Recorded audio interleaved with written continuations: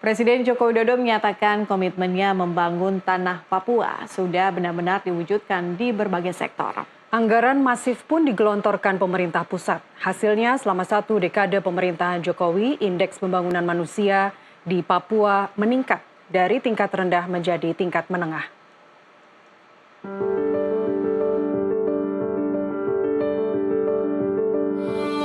Sejak pertama kali menjabat sebagai presiden pada tahun 2014 silam, Joko Widodo telah memprioritaskan pembangunan di Papua. Seperti diketahui sebelumnya, wilayah paling timur Indonesia ini mengalami ketertinggalan dibandingkan wilayah-wilayah lainnya.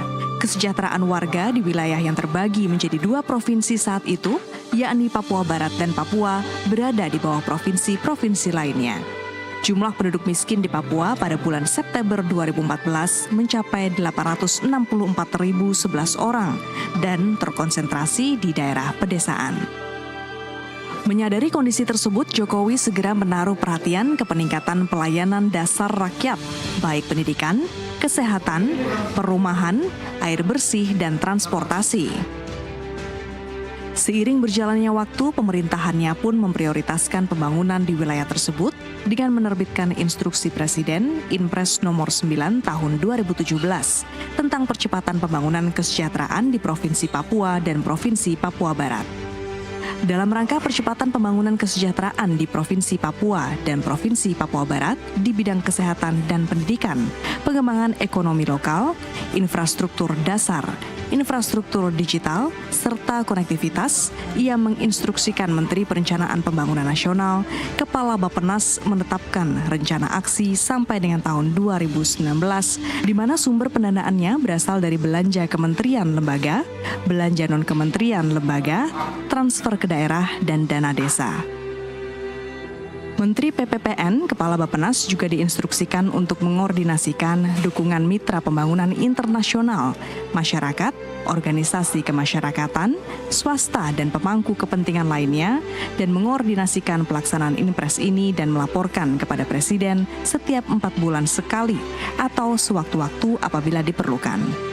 Presiden juga menginstruksikan kepada Kepala Staf Kepresidenan dan Kepala Badan Pengawasan Keuangan dan Pembangunan BPKP bersama Menteri PPPN, Kepala Bappenas melakukan pengendalian dan pengawasan pelaksanaan instruksi Presiden ini.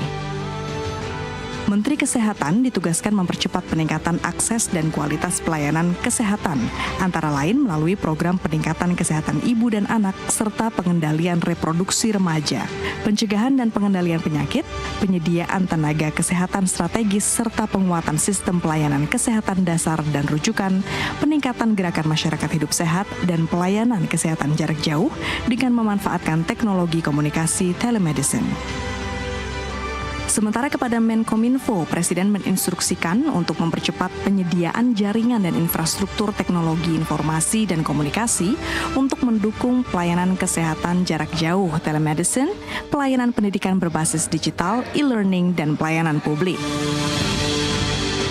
Presiden juga menginstruksikan Mendikbud, Menteri Agama, serta Menristek dan Dikti mempercepat peningkatan akses dan kualitas pelayanan pendidikan. Sektor pendidikan Papua memang dikepung berbagai persoalan. Dari sisi geografis saja, banyak anak-anak Papua yang berjarak sangat jauh dari sekolah dan harus berjalan kaki untuk belajar. Tantangan lain adalah bagaimana menyadarkan orang tua di Papua memandang pendidikan sebagai kebutuhan penting bagi anak-anak mereka.